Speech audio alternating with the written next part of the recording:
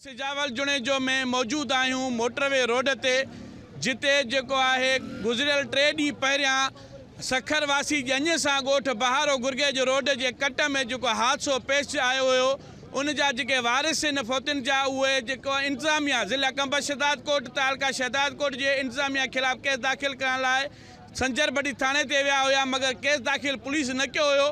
उन्हनि जे वारसनि अॼु सिजावल जुणे जो में इन वक़्तु एहतिजाजी मुज़ाहिरो करे रोड बंदि कयो आहे। अचो त उन्हनि सां ॻाल्हि ॿोल कयूं। साईं, असांजो जुमे जे ॾींहुं जंज वञी रही हुई, न आयल हिन हुकूमत जे ऐं उहिदेदारनि जे करे असांजी जंज जेको आहे बस कल्टी थी पई।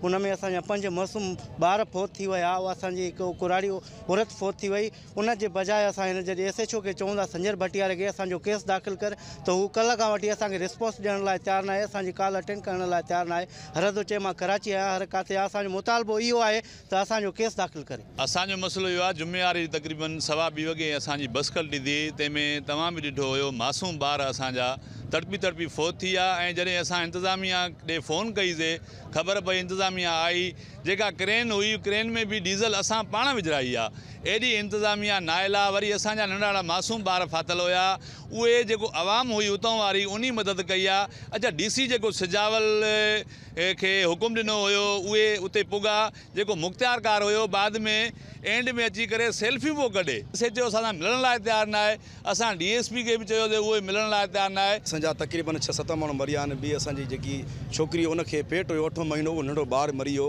असां सां वॾो तमामु ज़ुल्म आहे, असां सां वॾो कहर थियो आहे। उन खां बाद में जॾहिं मां उनजो वीडियो रिकॉर्डिंग कयां पोइ मूंखे मोबाइल मुंहिंजी खसनि, मूंखे धमकी पियो ॾिए, DC मूंखे धमकी पियो ॾिए, मथां सेल्फियूं पियो कढाए, हेठां लाश पिया आहिनि, मथां सेल्फियूं पियो कढाए।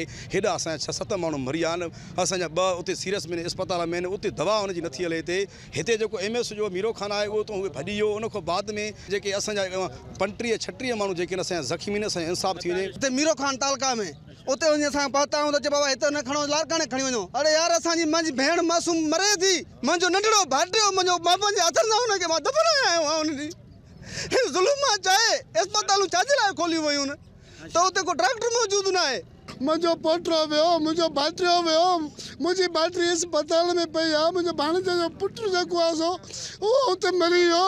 असांजा कोई इंसाफ़ कोन थियो आहे। छो असांखे इंसाफ़ खपे? साईं, असांखे इंसाफ़ खपे। कैमरामैन रमीत भुट्टो सां गॾु अंसार जलबाणी, KTN न्यूज़ सिजावल जुणे जो।